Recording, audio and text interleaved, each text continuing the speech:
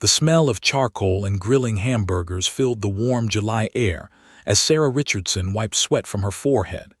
It was the kind of perfect summer day that belonged in a Norman Rockwell painting: blue skies, fluffy white clouds, and the sound of children's laughter echoing through the suburban Ohio neighborhood. Red, white, and blue decorations hung from the porch railings, and a small American flag stuck out of the flower pot near the back door. "Mommy, look!" 3-year-old Emma held up a piece of pink chalk, her blonde pigtails bouncing as she jumped with excitement. She had drawn what might have been a butterfly, or possibly a spaceship, on the concrete patio. Her small hands were covered in rainbow-colored chalk dust, and her white sundress had acquired several new artistic stains. "That's beautiful, sweetie," Sarah called out, her attention divided between her daughter and the potato salad she was preparing in the kitchen. Through the sliding glass door, she could see Emma clearly, just 15 feet away, completely absorbed in her chalk masterpiece. "I'll be right back, okay? Mommy needs to get the lemonade." "Okay, Mommy." Emma's voice was cheerful, innocent, utterly unconcerned with the world beyond her colorful drawings. Sarah stepped into the kitchen, leaving the sliding door open so she could hear Emma playing. The lemonade pitcher was on the top shelf of the refrigerator. She grabbed it, poured some into a large serving pitcher, added ice, and arranged some plastic cups on a tray. The whole process took maybe 2 minutes, perhaps 3 at most. "Emma, do you want some lemon?" The words died in Sarah's throat. The patio was empty. The pink chalk lay abandoned on the concrete, rolling slowly in the breeze. Emma's small sandals sat neatly by the back door where she always left them, but Emma herself had vanished. "Emma," Sarah's voice cracked slightly. She set down the pitcher and walked quickly to the patio door. "Emma, honey, where are you?" Silence. "Emma," the panic hit her like a physical blow. Sarah ran into the backyard, her eyes scanning wildly. The swing set stood empty, swaying slightly in the breeze. The small plastic playhouse showed no signs of occupation. "Emma." She sprinted to the side of the house, checking behind bushes, around the air conditioning unit near the garage. Nothing. Her heart hammered against her ribs so hard she thought they might crack. "Emma, baby, where are you?" Sarah's scream shattered the peaceful afternoon like breaking glass. Neighbor Bob Martinez was the first to appear, bursting from his back door with a spatula still in hand. "Sarah, what's wrong?" "Emma's gone. She was just here. She was right here." Sarah's voice had become something primal, desperate. She ran to the back fence, her hands shaking as she checked the gate. Locked. Still locked. Within seconds, the entire neighborhood mobilized. Doors flew open. People poured into yards.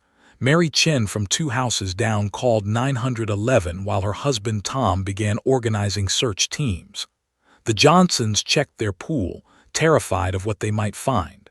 The elderly Mrs. Patterson walked through her garden, calling Emma's name in her wavering voice. David Richardson's truck screeched into the driveway 12 minutes later, having broken every speed limit from his office downtown. His face was white as he jumped out, not even bothering to close the door. "Where is she?" "Sarah, where's our baby?" "I don't know." Sarah collapsed against him, her entire body shaking. "I turned my back for 2 minutes, David. 2 minutes. She was drawing with chalk and I went inside for lemonade, and when I came back..." Her voice broke into sobs. The first police cruiser arrived within 15 minutes of the 911 call. Officer James Walker, a veteran with 23 years on the force, immediately began taking information. Age, 3 years old. Height, approximately 3 feet. Weight, 32 pounds. Wearing, white sundress with pink flowers, no shoes. Distinguishing features, blonde pigtails, small birthmark on her left shoulder. "We need to check everywhere," Walker instructed the growing crowd of neighbors and volunteers. "Sheds, garages, under porches, in cars. Kids this age can hide in spaces you wouldn't believe. Sometimes they fall asleep and don't hear us calling." But as the minutes ticked into an hour, then 2, the mood shifted from urgent to grave. The summer sun that had seemed so cheerful now felt oppressive, dangerous. A 3-year-old in this heat, without water. Sarah sat on the porch steps, rocking back and forth, her hands clasped so tightly her knuckles had turned white. Neighbors brought her water, but she couldn't drink. They offered comfort, but she couldn't hear them. All she could see was Emma's empty sandals by the back door. "We're bringing in the K-9 unit," Officer Walker told David, his hand heavy on the father's shoulder. "They're our best chance now." As if on cue, a specialized police vehicle pulled up to the curb. The crowd parted instinctively. Officer Jake Hendricks, a lean man in his mid-30s with sun-weathered skin and intense green eyes, stepped out. He moved with purpose but without panic, the walk of someone who had done this before, who knew that every second counted but that rushing made mistakes. He opened the back door of the vehicle, and a magnificent German shepherd emerged. Max was a striking dog, sleek black and tan coat, alert pointed ears, and eyes that seemed almost human in their intelligence. The dog wore a working vest marked K-9 Search and Rescue and surveyed the scene with focused intensity. The crowd fell silent as Hendricks approached the Richardsons. "I'm Officer Hendricks. This is Max. We're going to find your daughter." His voice carried absolute certainty, not false hope, but professional confidence. Sarah looked up at the dog, tears streaming down her face. "Please," she whispered, "please find my baby." Max's ears perked forward and his tail gave a single, purposeful wag. Hendricks knelt beside Sarah. "I need something with Emma's scent. Unwashed clothing, a favorite blanket, a stuffed animal she sleeps with." David rushed inside and returned with Emma's pink security blanket, the one she'd had since birth. It smelled like baby shampoo and innocence. Max pressed his nose deep into the fabric, inhaling with focused intensity. His entire body tensed. Then, without warning, he bolted toward the back fence, nearly yanking Hendricks off his feet. "He's got something," Hendricks shouted. "Everybody back, give him room to work."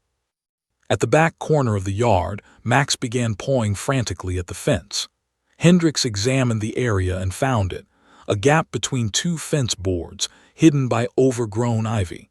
A gap just wide enough for a small child chasing a butterfly.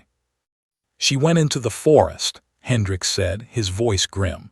"Behind the residential neighborhood stretched 300 acres of dense woodland preserve. We need to move. Now." The sun was beginning its descent toward the horizon, painting the sky in shades of orange and pink. Beautiful but terrifying.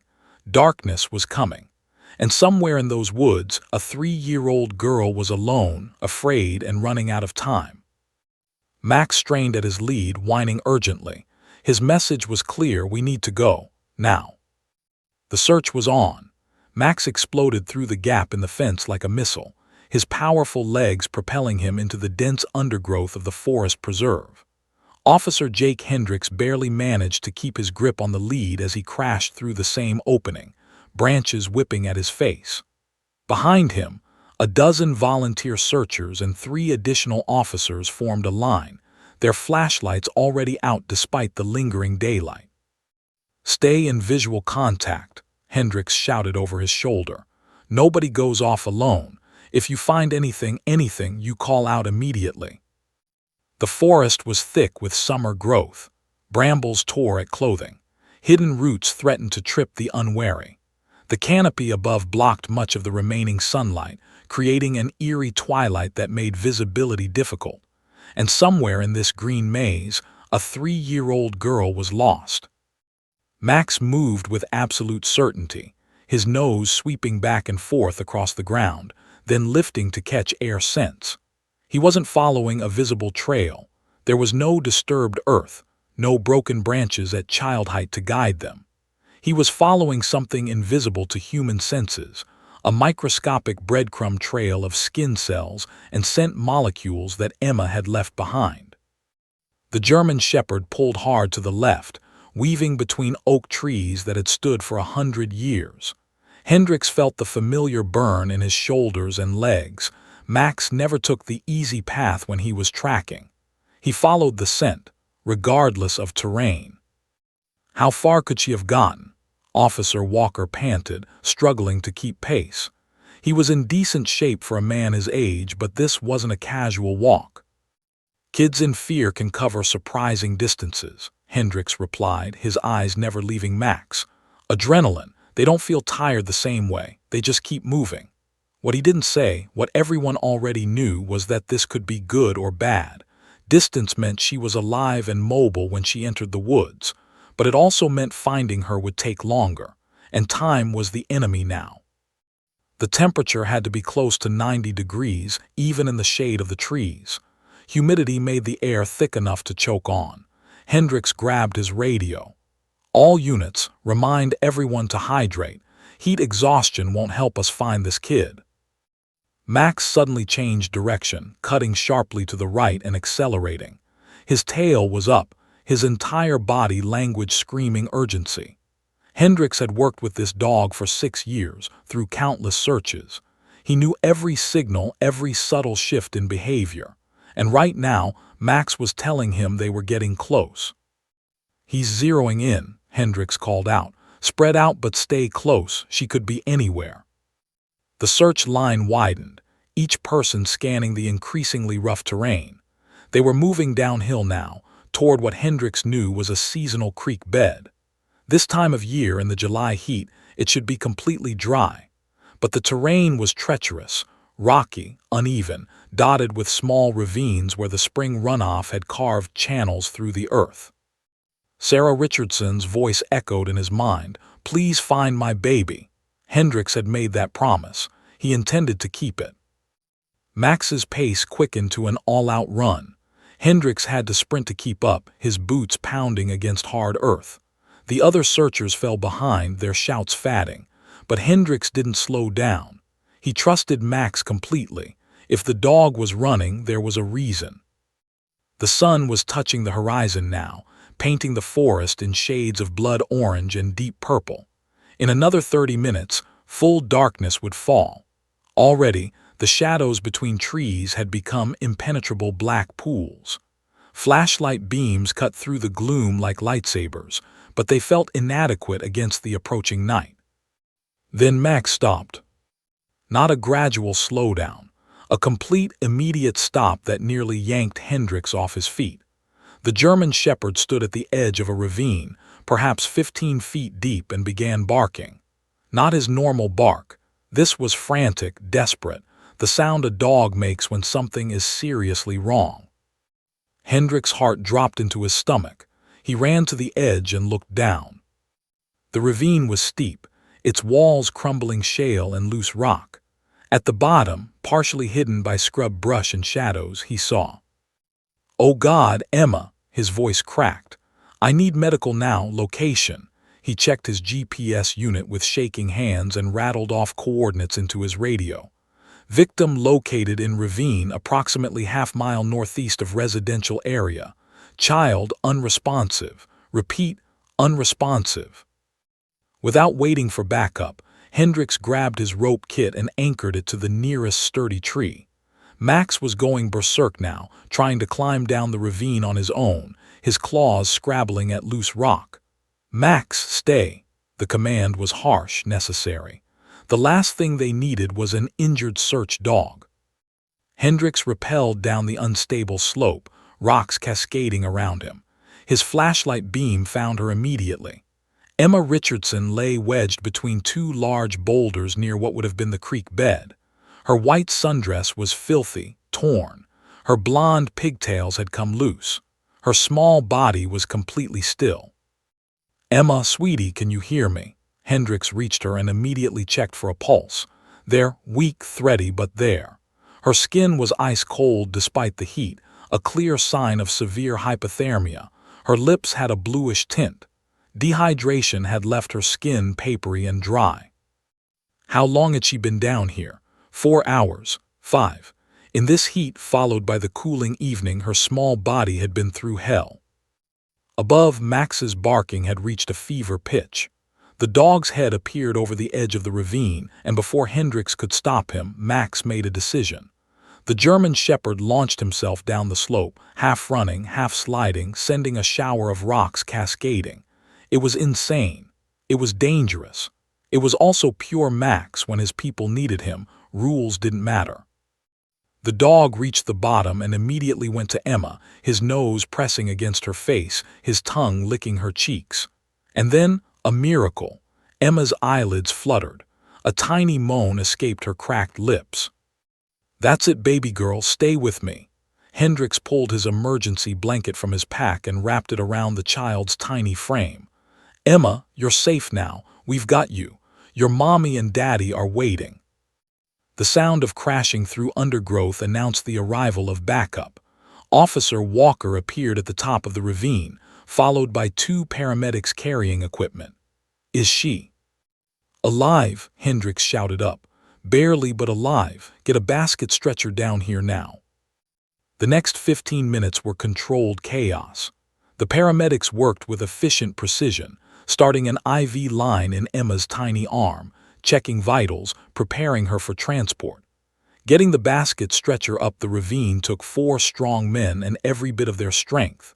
Max climbed up on his own, refusing to leave until he saw Emma at the top.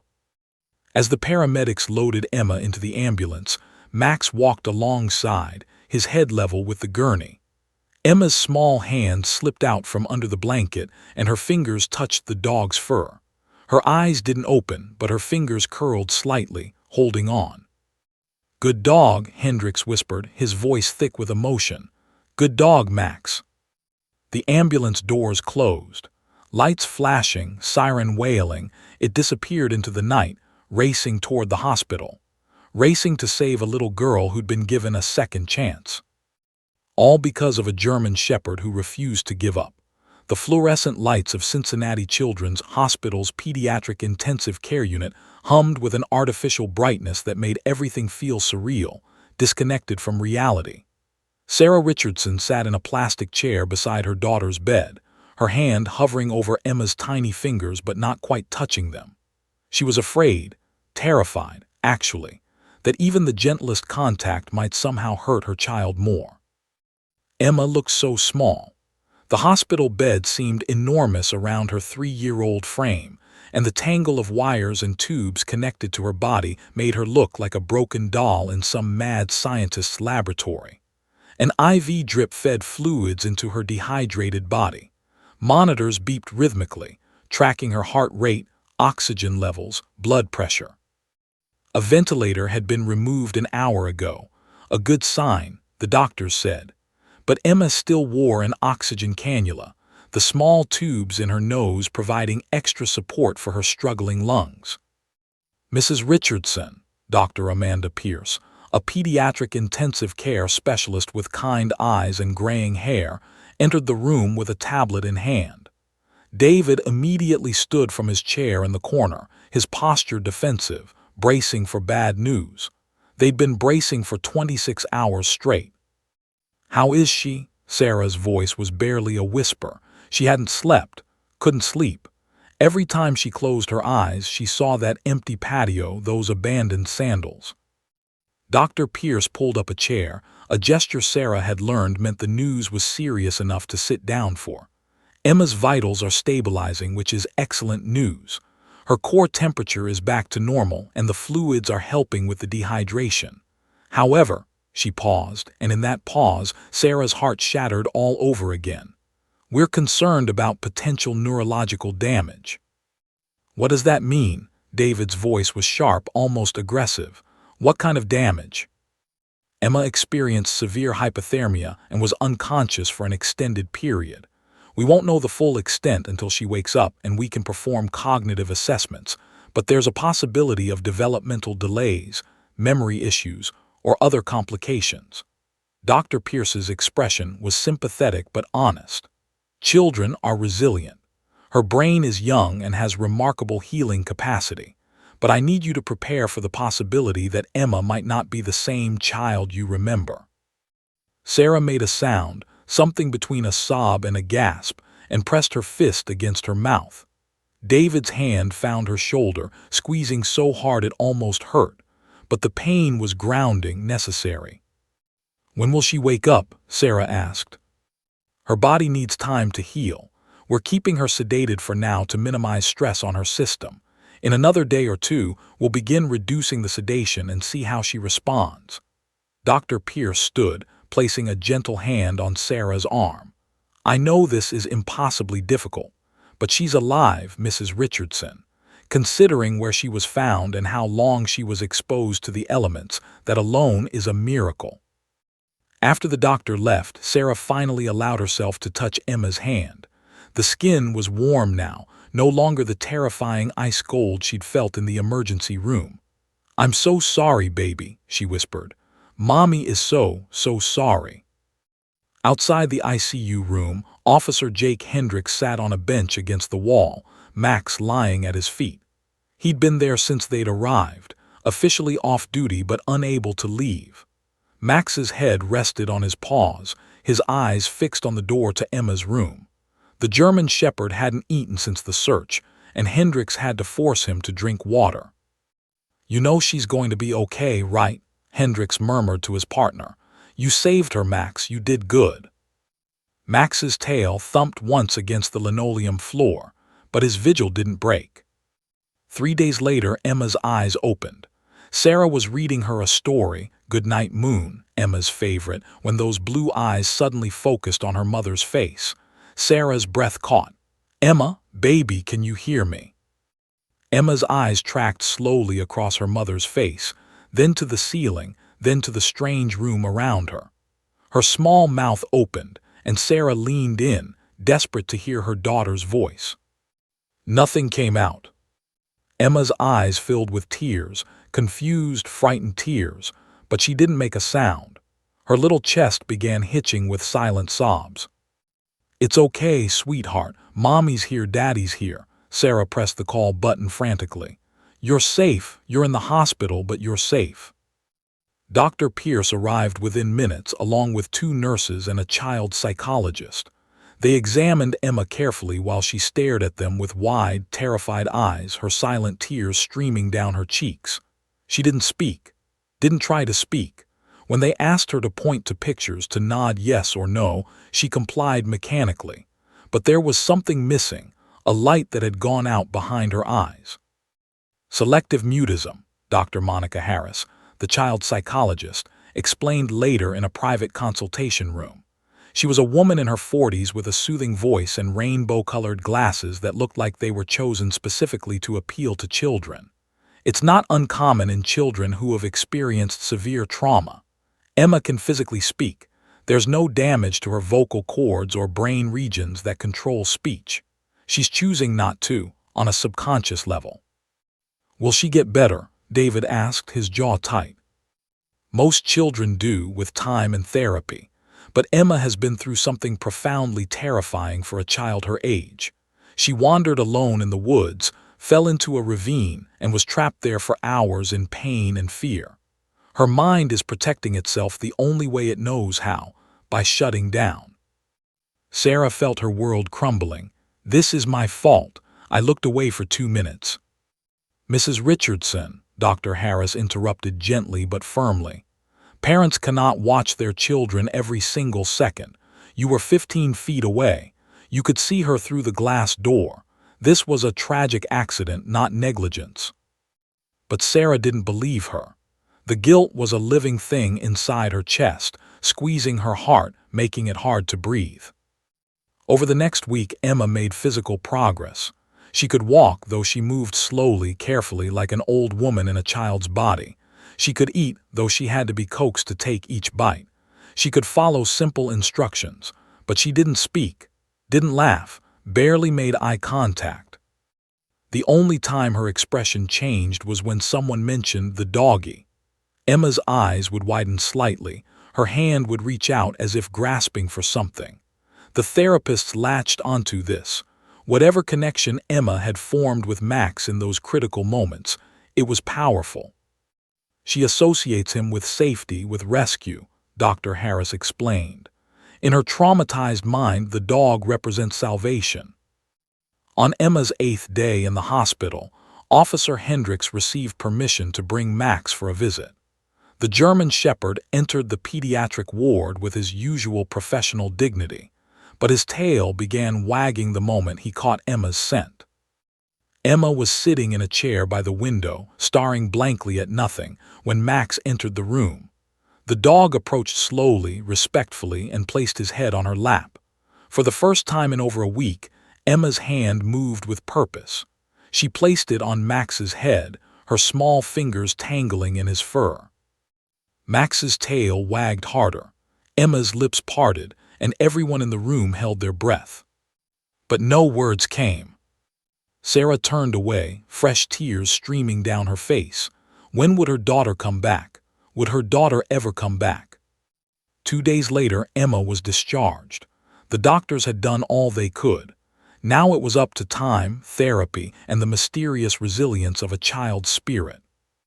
The Richardson family went home to their beautiful suburban house with its perfect yard and its treacherous gap in the fence that David had already sealed with new boards. They went home to neighbors who brought casseroles and sympathy. They went home to a community that had rallied around them. But they also went home to something else: whispers, judgment, and an investigation that would threaten to destroy what little remained of their shattered family. The knock on the door came on a Wednesday afternoon, exactly 17 days after Emma had been found. Sarah was in the kitchen trying to coax Emma into eating lunch, a daily battle that left both of them exhausted.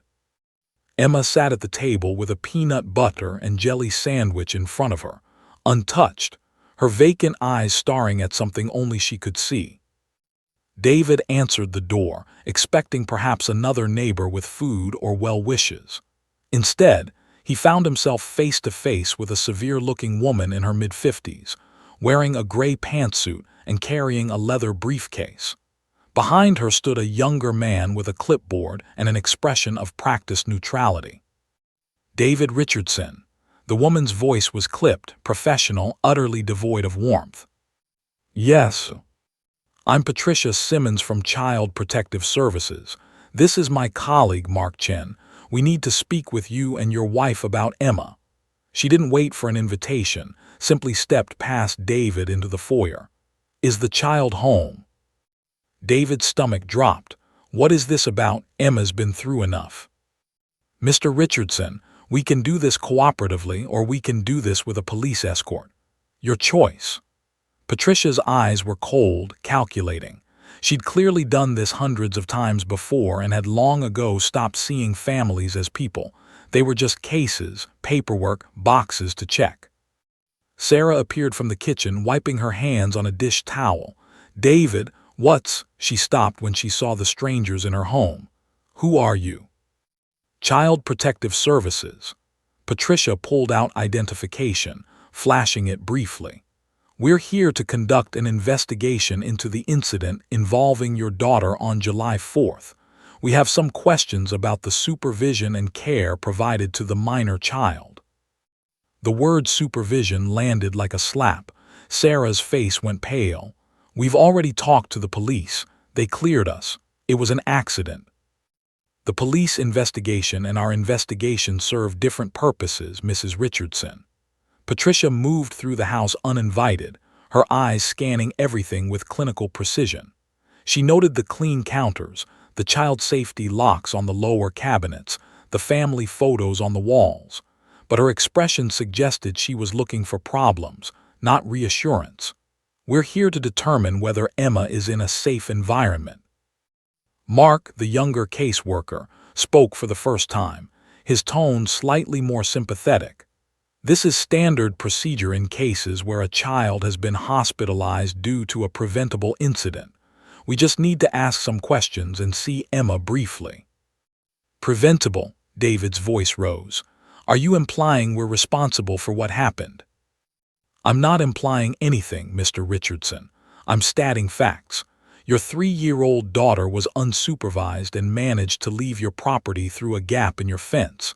She was then lost in a forest for several hours and nearly died from exposure.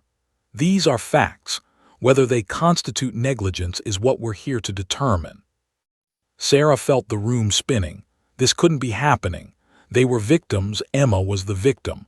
How had they suddenly become the suspects? Patricia walked to the sliding glass door, examining the backyard. This is where she was last seen. She pulled out her phone and began taking photographs. And the gap in the fence was how large.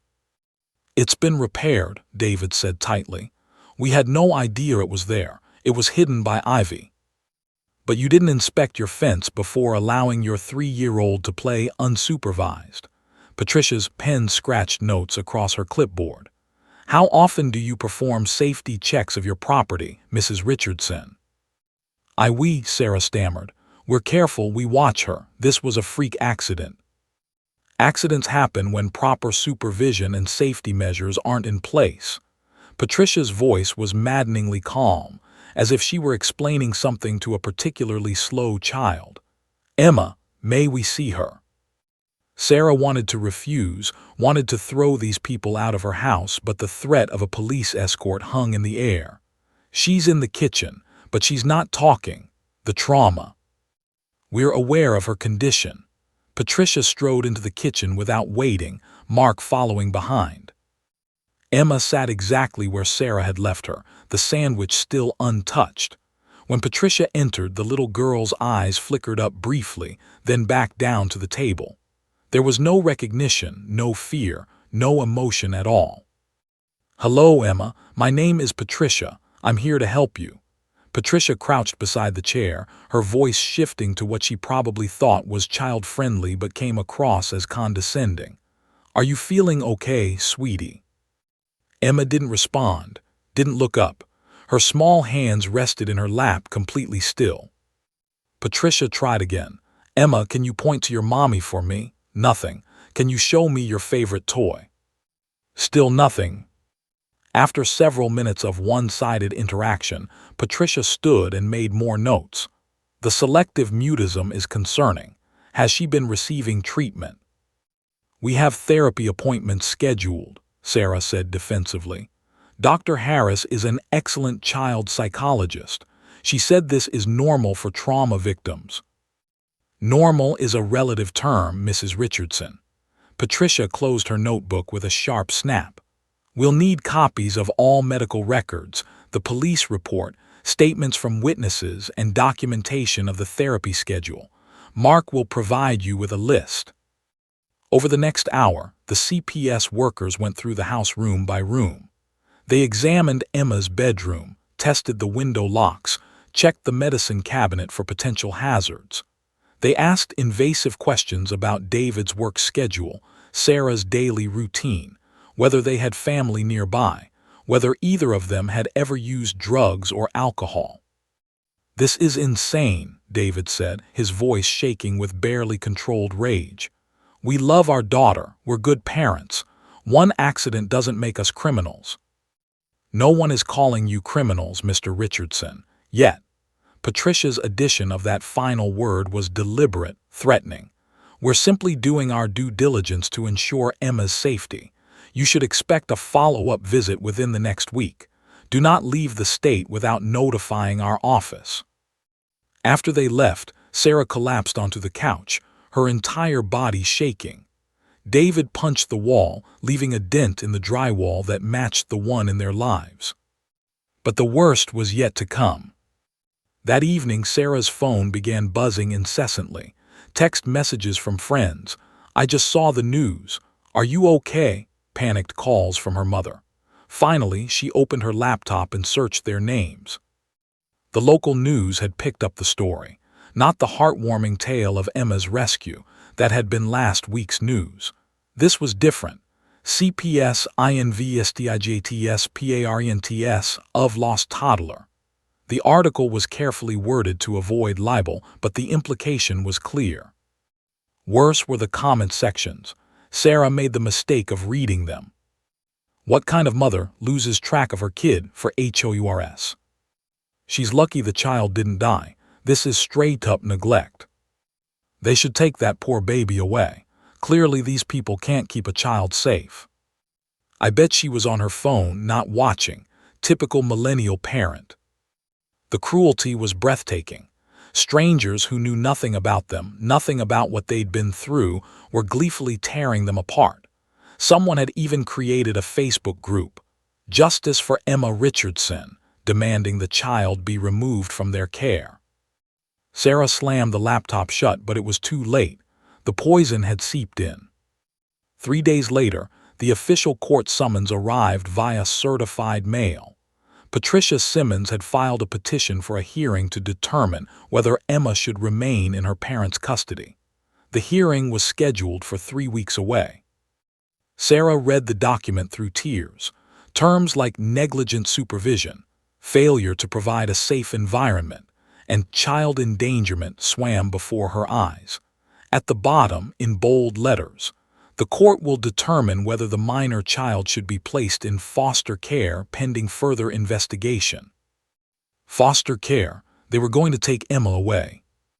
That night, David and Sarah sat in their darkened living room, their daughter asleep upstairs in a bed she barely moved in. The life they'd built, the safe, happy, normal life, had been demolished. They'd survived Emma's disappearance, survived the hospital, survived the trauma. But they might not survive this. "We need a lawyer," David said finally. "The best lawyer we can find." Sarah nodded, but her mind was elsewhere.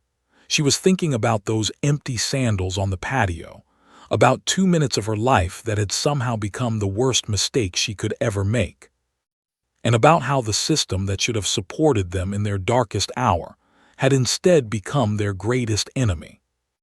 The battle for their daughter was just beginning. Michael Chen's law office was nothing like what Sarah had expected. She'd imagined imposing mahogany furniture, walls lined with leather-bound law books, perhaps a view of the Cincinnati skyline.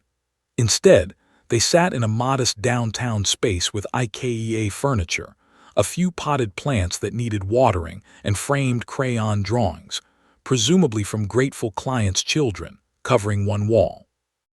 "I won't lie to you," Michael said, leaning back in his desk chair. He was younger than Sarah had hoped, maybe 35, with kind eyes behind wire-rimmed glasses and a rumpled appearance that suggested he'd been working too many hours. "Cases like yours are nearly impossible to win. When CPS decides to push for removal, judges tend to err on the side of caution. It's easier to take a child away and sort it out later than to leave them in a potentially dangerous situation." "But there is no dangerous situation." David slammed his hand on the desk, making Sarah jump. "We're good parents. This was an accident." "I believe you." Michael's voice was calm, steady. "But belief isn't evidence. Patricia Simmons has been with CPS for 23 years. She's developed a reputation for being zealous. Some call her the Rottweiler of child services. She's built her career on aggressive intervention, and she's very good at painting parents in the worst possible light."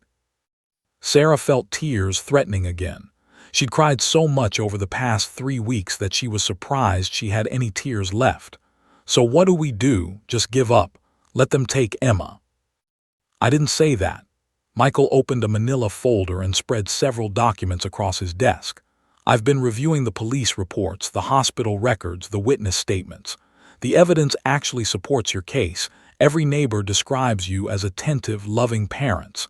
Emma's medical history shows consistent checkups, vaccinations, proper care. The fence gap was genuinely hidden. On paper, this should be an easy dismissal." "Then why isn't it?" David asked. "Because of her." Michael tapped a photograph of Patricia Simmons' paperclip to one of the documents. "She's made this personal somehow. I've seen her work before. She's like a dog with a bone once she decides a child is at risk. And the fact that Emma isn't speaking, that she's showing signs of trauma. Simmons is going to argue that's evidence of an unstable home environment." "That's insane," Sarah's voice cracked. "Emma's traumatized because she nearly died in a ravine, not because of us." "I know that, you know that, but in a courtroom, Simmons will create doubt. She'll ask questions like, why was a 3-year-old playing outside alone? She'll suggest that Emma's silence means she's afraid of her parents. She'll twist every fact until you look like monsters." Michael removed his glasses and rubbed his eyes. "We need something that cuts through all of that, something that reminds the judge and everyone watching what actually happened here." "What do you mean, something?" David leaned forward. Michael was quiet for a long moment, his fingers drumming on the desk. When he finally spoke, his voice carried a note of uncertainty. "This is going to sound crazy, but hear me out." He pulled out another document, the police report from Officer Hendricks. Emma was found by a K-9 unit, Max, a German Shepherd. According to the hospital notes, Emma has been asking for the doggy repeatedly. It's one of the only consistent things she's communicated since the incident. "She has," Sarah confirmed, her heart aching at the memory. Emma would make a gesture with her hands, mimicking petting a dog, her eyes pleading.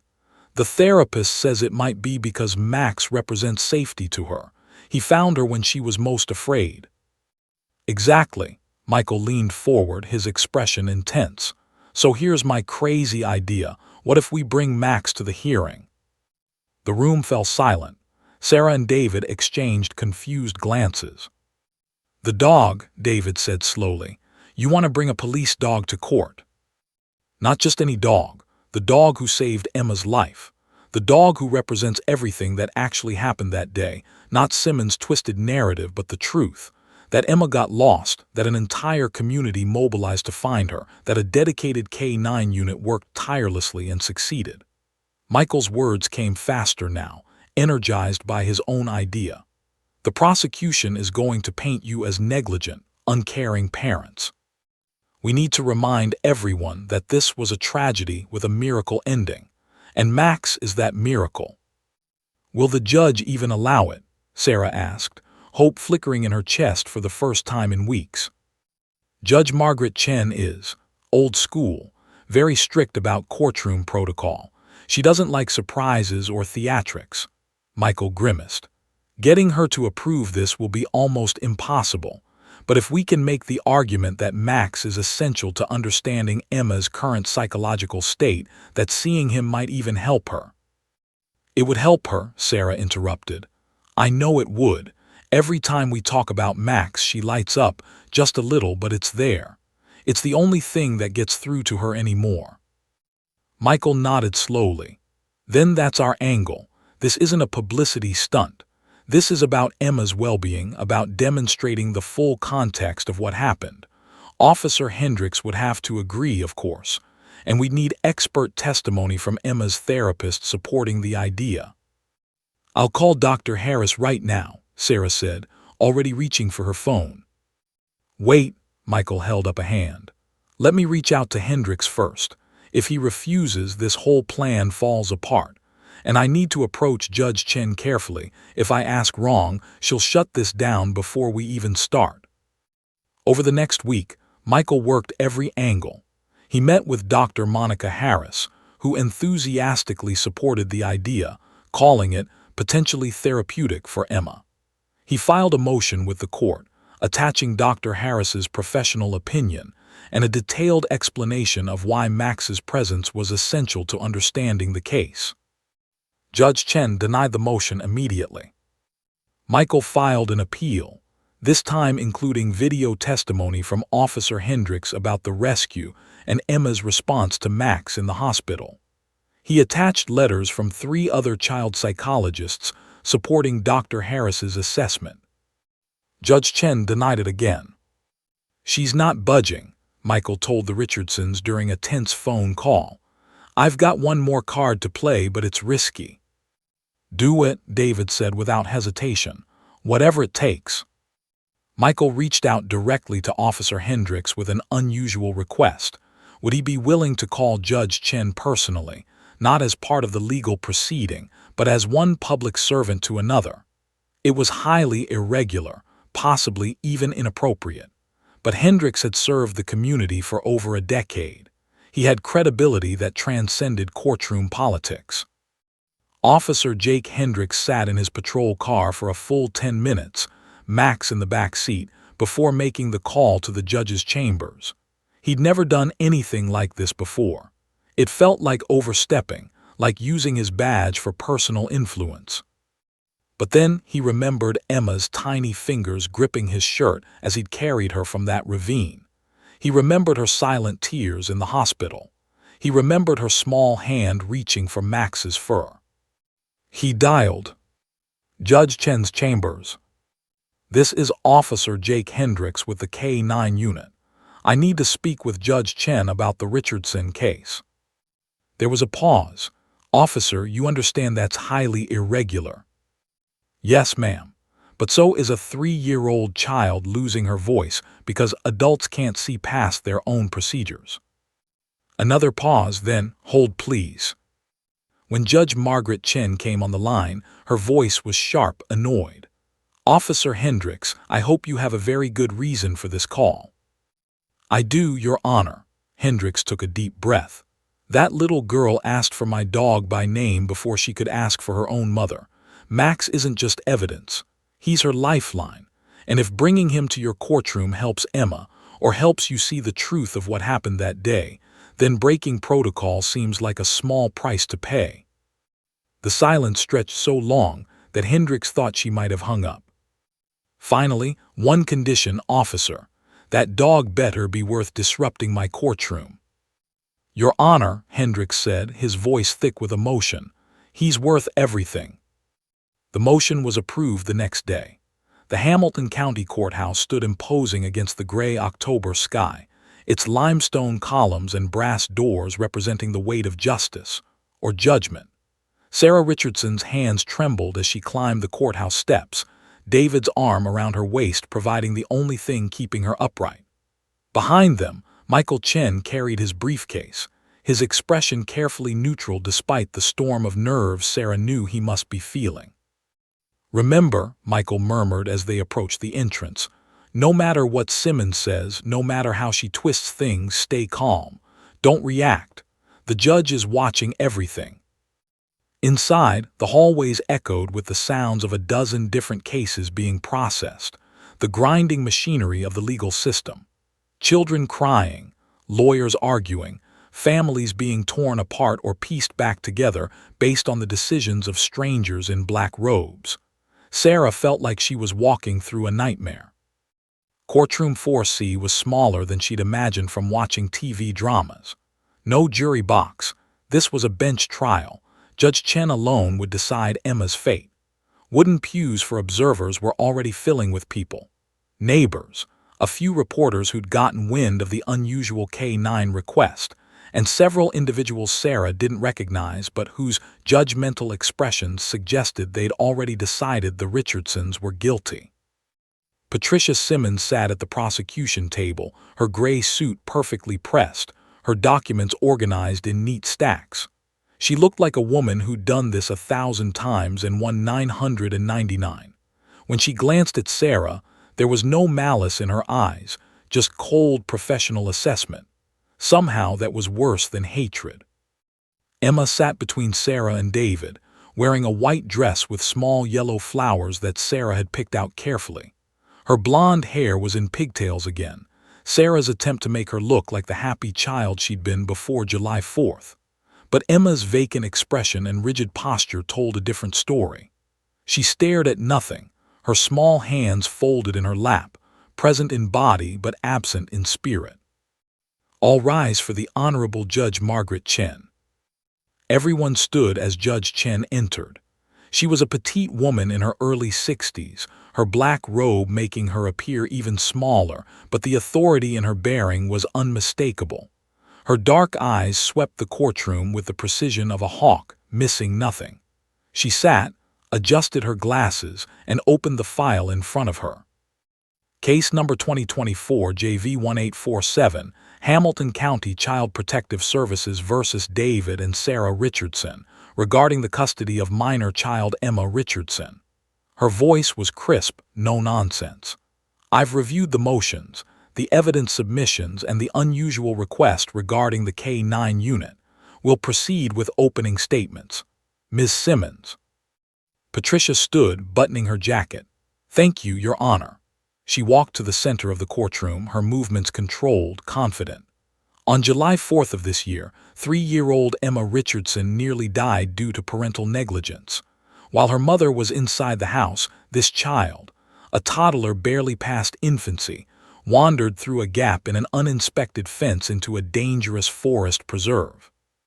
She fell into a ravine and lay there for over 5 hours. suffering hypothermia and severe dehydration that brought her to the brink of death. Sarah felt David's hand grip hers painfully tight. Michael had warned them about this, how Simmons would frame every fact in the worst possible light, but hearing it out loud, stated with such certainty, was devastating. Since her rescue, Simmons continued, Emma has not spoken a single word. She exhibits signs of severe trauma, selective mutism, and developmental regression. The defendants will argue this is due to her ordeal in the forest.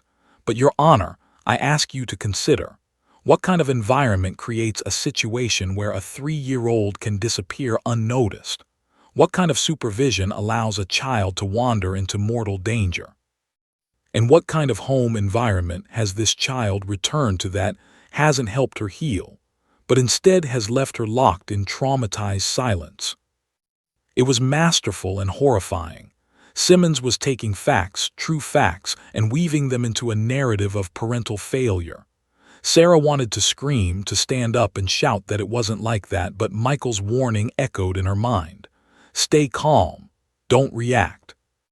The state will demonstrate through testimony and evidence that Emma Richardson is not safe in her current home and should be placed in foster care while her parents undergo extensive evaluation and training. Simmons returned to her seat, her expression suggesting the case was already won. Michael stood for his opening statement, and Sarah noticed his hands weren't quite steady. Your Honor, what happened to Emma Richardson on July 4th was every parent's worst nightmare. Not because of negligence, but because accidents happen. Because children are quick and curious, and sometimes dangers exist that even the most loving, attentive parents don't see. He walked toward the bench, his voice gaining strength. The prosecution wants you to see negligence where there was only misfortune. They want you to see an unsafe home where there is only love. They want you to see parents who don't care, when in reality Sarah and David Richardson have been destroyed by what happened to their daughter. But most importantly, they want you to focus on what went wrong while ignoring what went right. An entire community mobilized in minutes. Law enforcement responded immediately. A highly trained K-9 unit performed a miracle. Emma was saved. And the reason she's not speaking has nothing to do with her parents and everything to do with the terror of being lost and alone in the darkness. The first witness was Bob Martinez, the neighbor who'd heard Sarah's scream.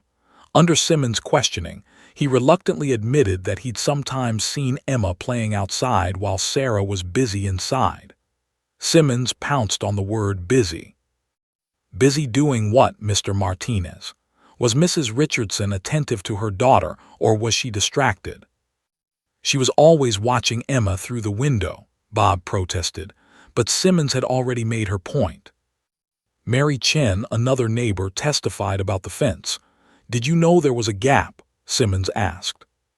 No, but... So it was possible the Richardsons also didn't know.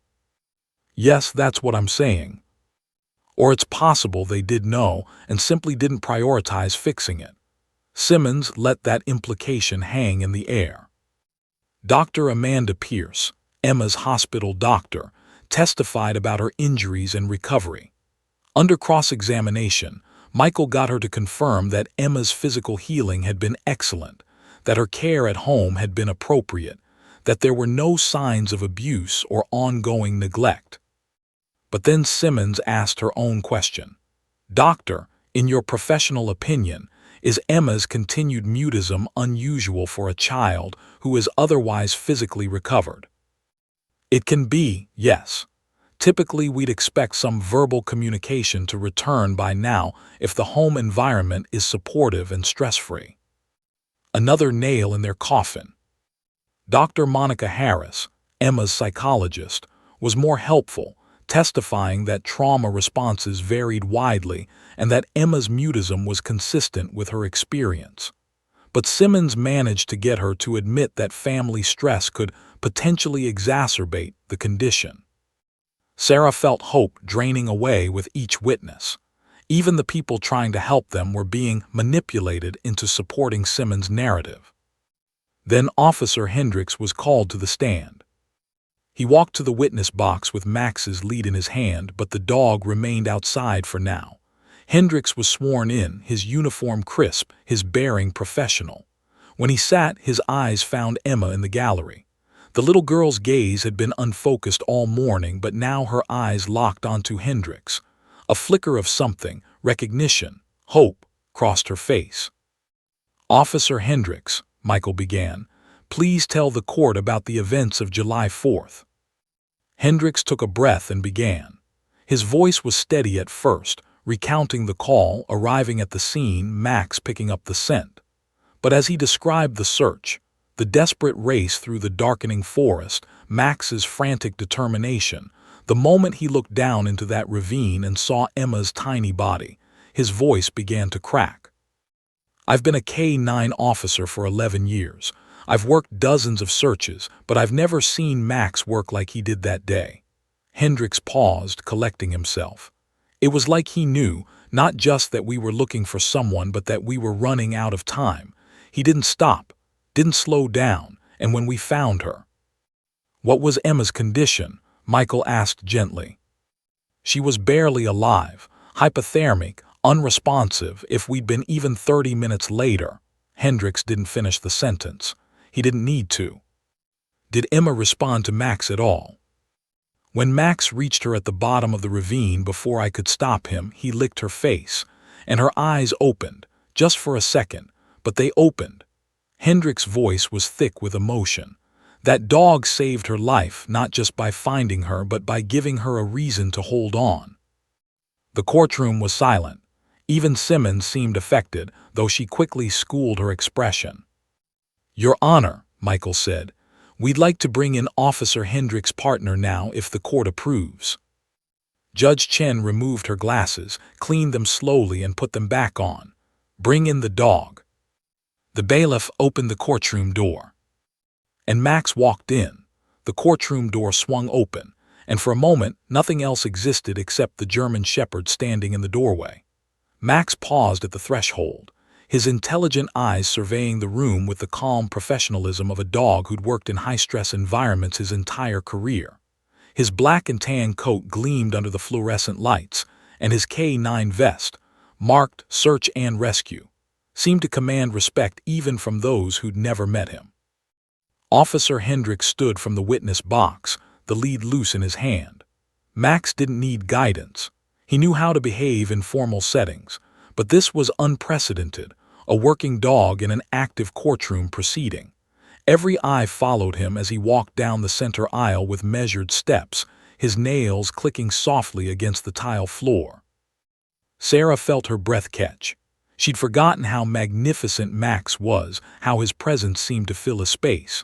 But more importantly, she felt Emma stiffen beside her. For the first time all morning, for the first time in weeks, her daughter's body lost its rigid, frozen quality. Emma's head turned slowly, tracking Max's movement. Her vacant eyes suddenly focused, sharpened, came alive with something that looked almost like hope.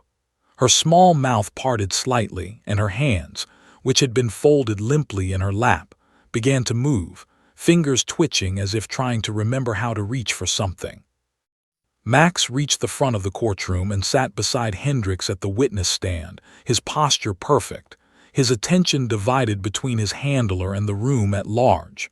But then his nose lifted slightly, catching a scent, and his head turned toward the gallery, toward Emma. The German shepherd's ears pricked forward. His tail, which had been still, gave one small, tentative wag. Judge Chen watched this interaction with sharp attention. "Officer Hendricks, please continue your testimony.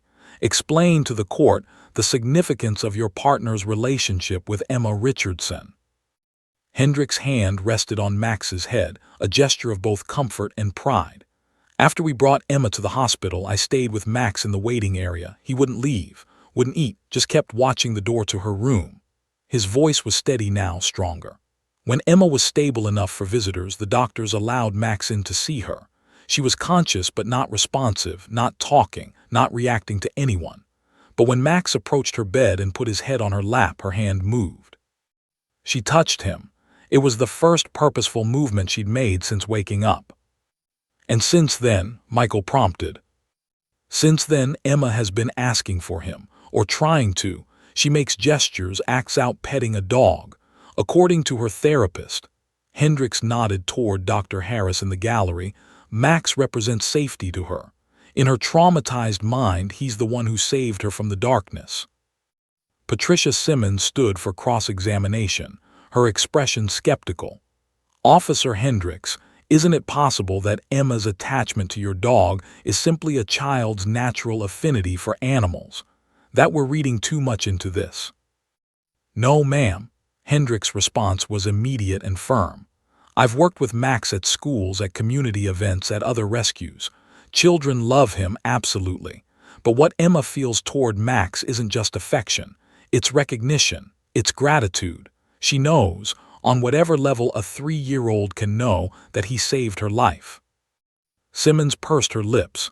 Yet she hasn't spoken to express this gratitude, has she? In fact, she hasn't spoken at all. Some might argue that indicates a deeper problem than just the trauma of being lost. Some might argue that, Hendricks said, his jaw tight, but those people would be wrong. Judge Chen's gavel came down lightly. That's enough. Ms. Simmons, do you have further questions for this witness? No, Your Honor. Mr. Chen, redirect. Michael shook his head. No, Your Honor, but I would like to request something unusual. Would the court permit Emma to approach Officer Hendricks and Max? We believe that seeing her interaction with the dog will demonstrate more clearly than any testimony the nature of their bond and the impact of July 4th on this child. Simmons shot to her feet. Objection. This is a transparent attempt at emotional manipulation. The dog's presence alone is already highly irregular. Now we're turning this into a circus. Your Honor, Michael interrupted. Emma Richardson hasn't spoken in 3 months. She barely responds to her own parents. Yet every medical professional who's treated her has noted her response to Max. If there's even a chance that seeing him again might help her, might give this court insight into her true mental state, isn't that worth 5 minutes? Judge Chen was silent for a long moment, her fingers steepled in front of her face. The courtroom held its collective breath. Finally, she spoke. Ms. Richardson, would you bring Emma forward?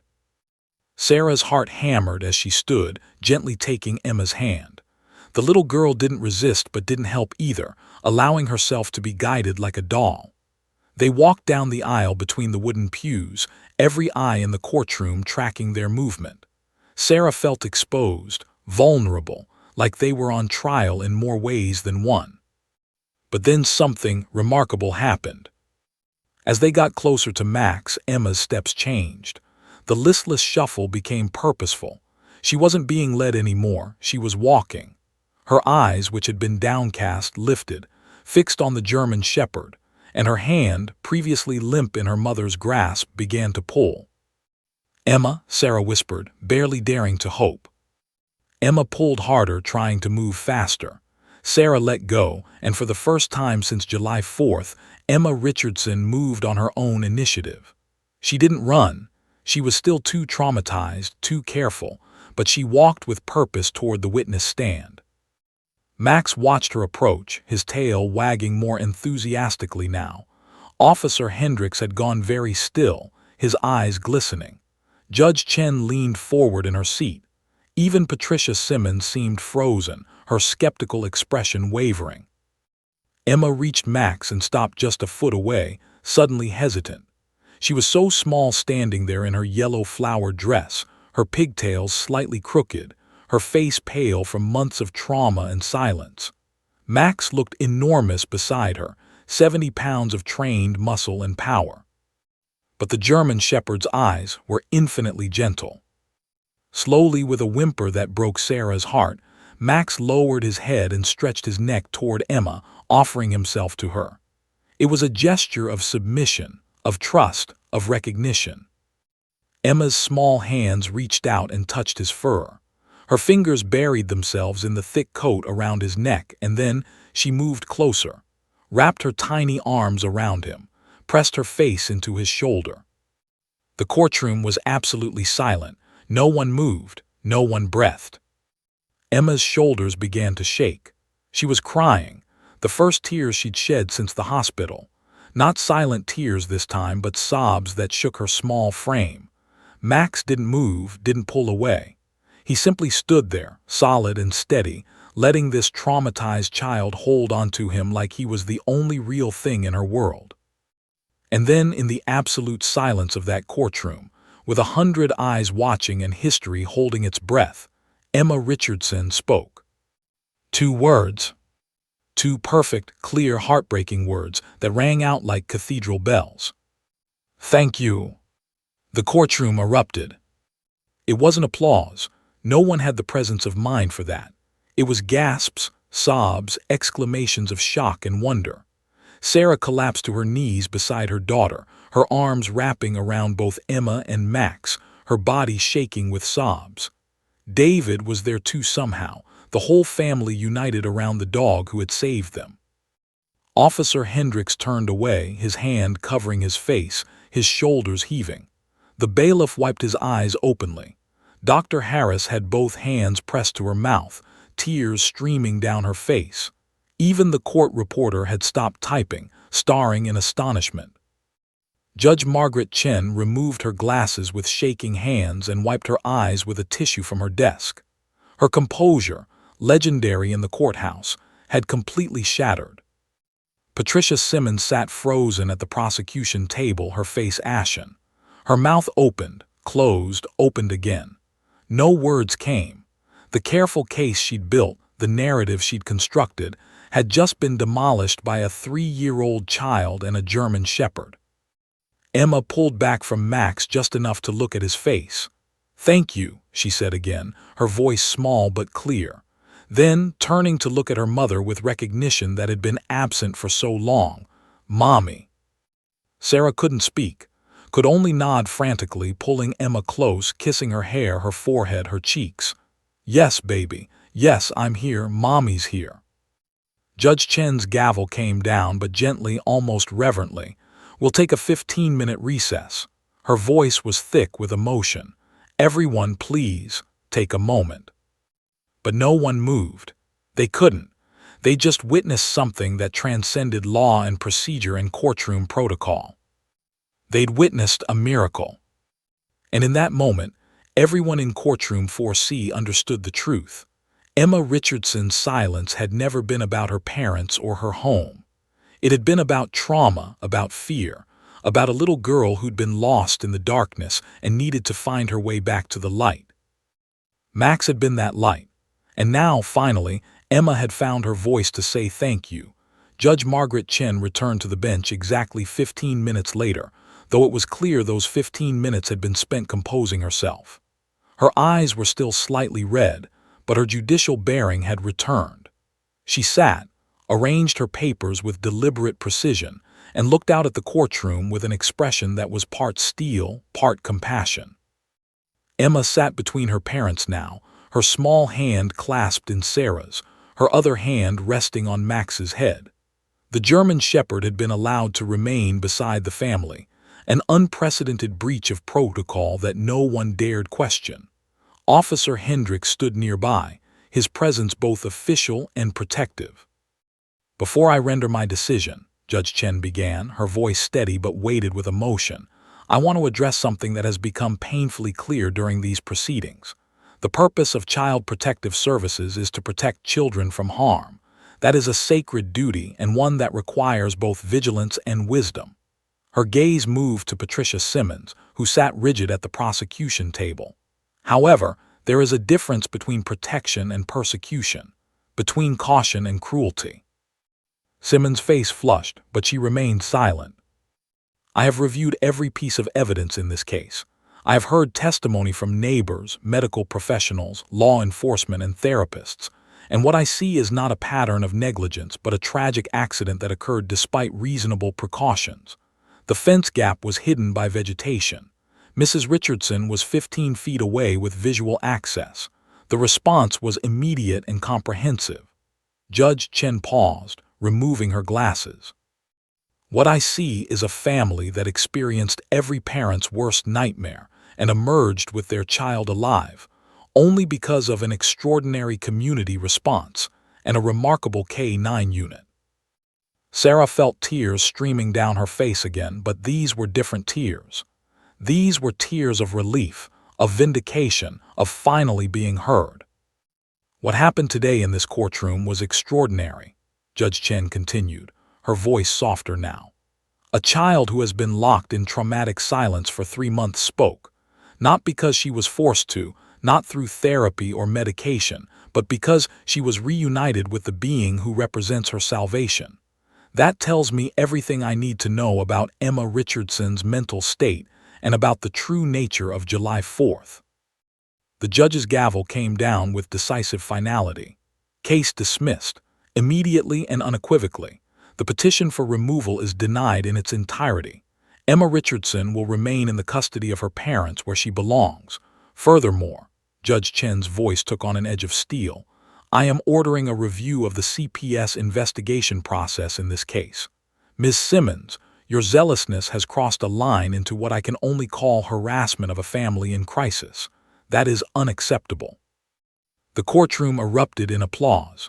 Judge Chen made no move to silence it with her gavel. Instead, she simply sat back and let the wave of emotion wash through her courtroom, a small smile touching her lips.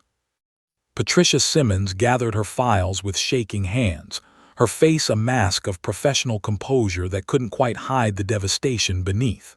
She'd built her career on aggressive intervention, on being the Rottweiler who never backed down, but she'd finally met a case where her approach had failed spectacularly.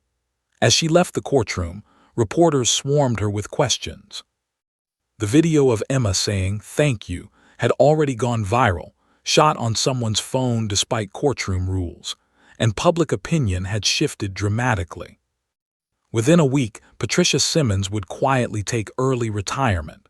Some said she was forced out, others claimed she chose to leave. Either way, her 2-decade career of zealous child protection ended in that courtroom, brought down by a 3-year-old and a dog. But the real story was just beginning. That afternoon, as news spread of the dismissal, the Richardson home was flooded with well-wishers. The same neighbors who had searched desperately on July 4th now brought flowers, cards, and tears of joy. Bob Martinez hugged David so hard he couldn't breathe. Mary Chen made enough food to feed an army. Even strangers stopped by to offer congratulations, many bringing donations for what Sarah had impulsively announced in a post-trial interview: Max's mission.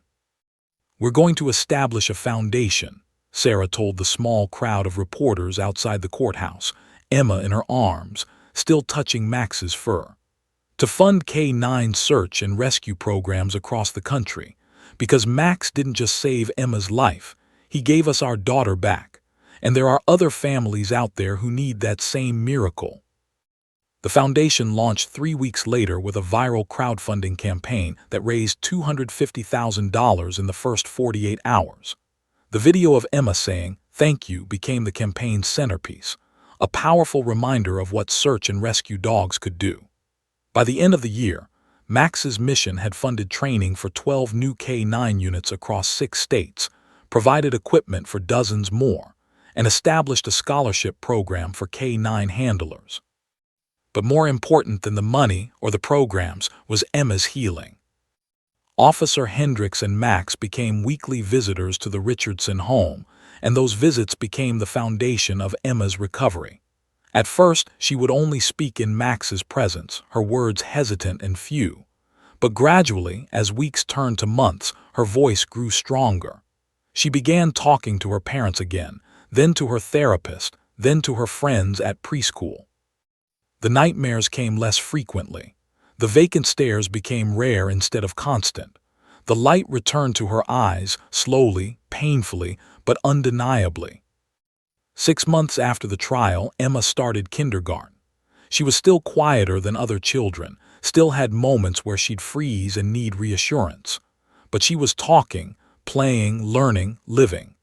Dr. Harris called it a remarkable recovery and attributed much of it to the consistent presence of Max in her life. "He's her anchor," Dr. Harris explained to Sarah during one of their sessions. When everything else feels uncertain or frightening, Max represents certainty. He found her once and she knows, truly knows, that he'll always keep her safe. The local police department held a ceremony in March, 7 months after the rescue. Max received the Medal of Valor, the department's highest honor for a K-9 officer. Emma, now 4 years old and speaking in full sentences, was chosen to present the medal.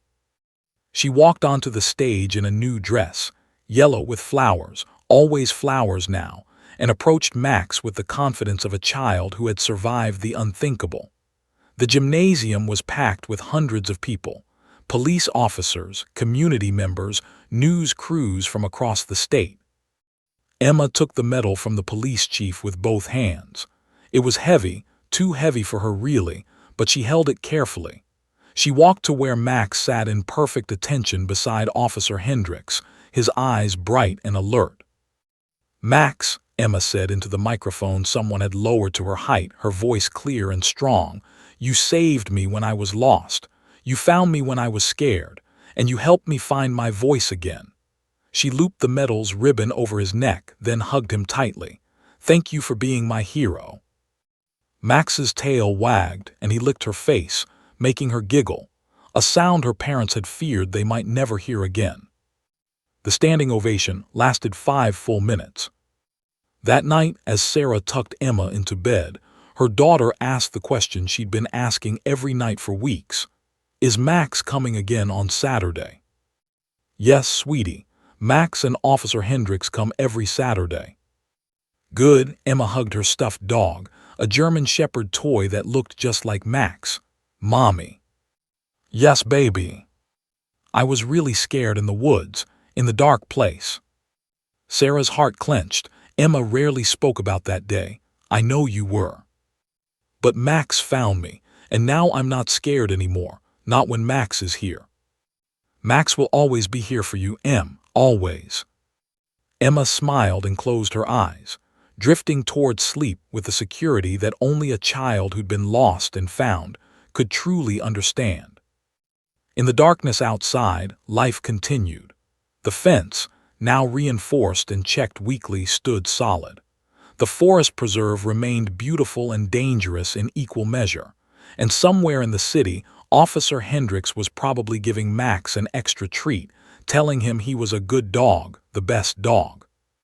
But in Emma Richardson's room, decorated with pictures she'd drawn of a big dog with a medal, there was only peace, only healing, only the profound gratitude of a family that had been given a second chance.